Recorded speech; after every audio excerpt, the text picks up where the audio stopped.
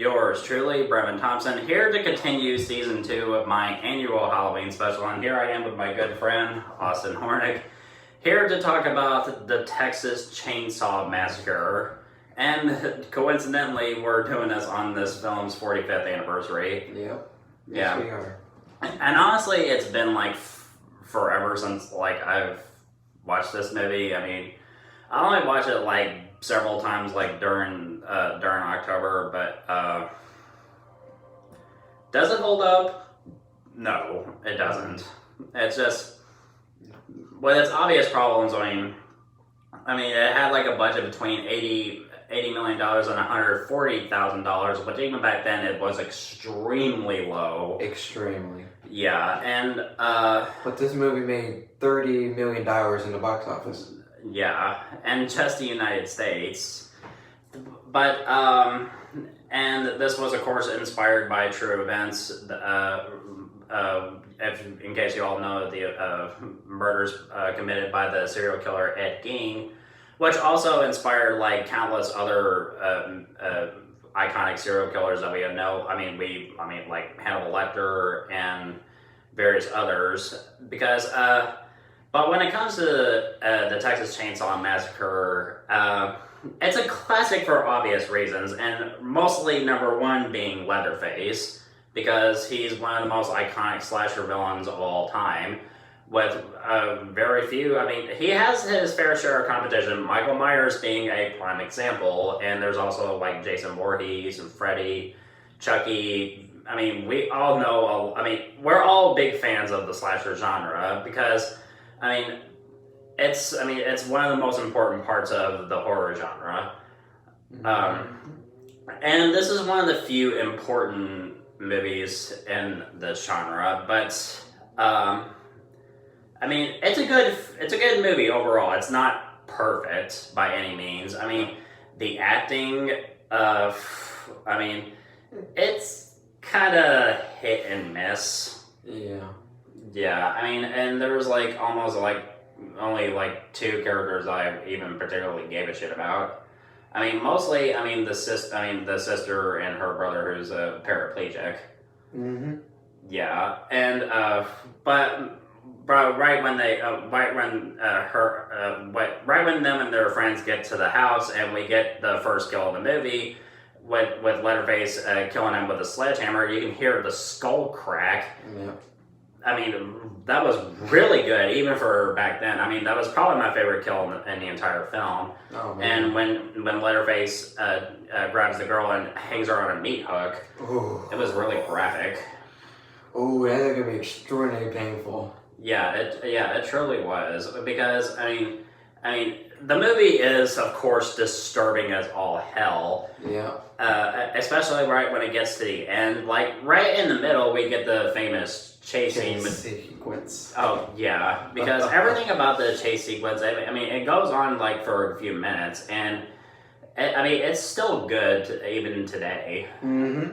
Oh yeah. But the one problem with the chase sequence, and right before it even starts, right in nighttime, you can barely see what the hell is going on. Yeah. Especially right when they're in the woods and everything. It's just like, that, of course, that's a big problem because, the movie's budget. But at that point, the chase scene, everything else about it didn't really much bother me. And everything leading up to the famous dinner scene, I haven't seen a family this fucked up in a horror movie since ever. Because everything about it. At the dinner.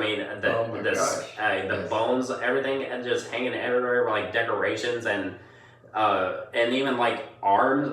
Chopped off arms, like on the girl's chair. Mm-hmm. And but one of my issues with the dinner scene is the extreme close-ups on the girl's face. Oh, endless screaming.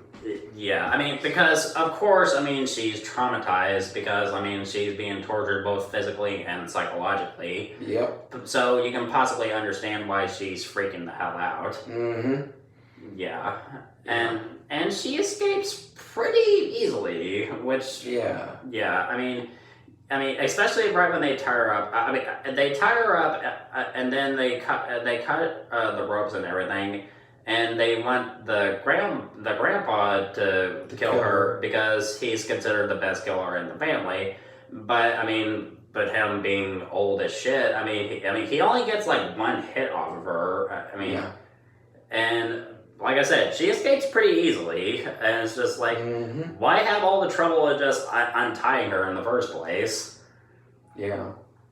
And and we of course get to the finale of the movie where the girl escapes, and Yeah. well, the hitchhiker, I mean, of course, like gets killed by getting run over by a truck. Yeah. That was his own fault. Yeah, and I mean, He should have tackled. He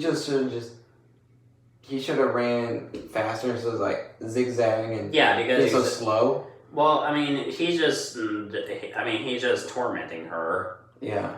Yeah. Instead of just running at her and just tackling her while she's injured, and that's a perfect time if you want to capture someone Yeah.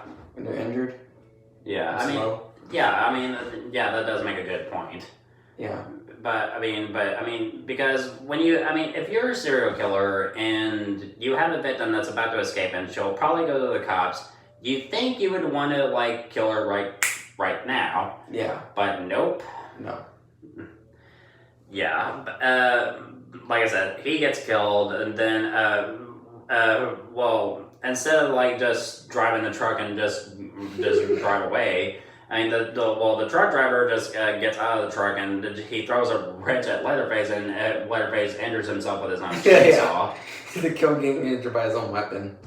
Yeah, and you said that the chainsaw kill. I mean, when Leatherface killed her brother, the girl's brother with the chainsaw, you said that was possibly the weakest kill in the movie. I thought it might have been.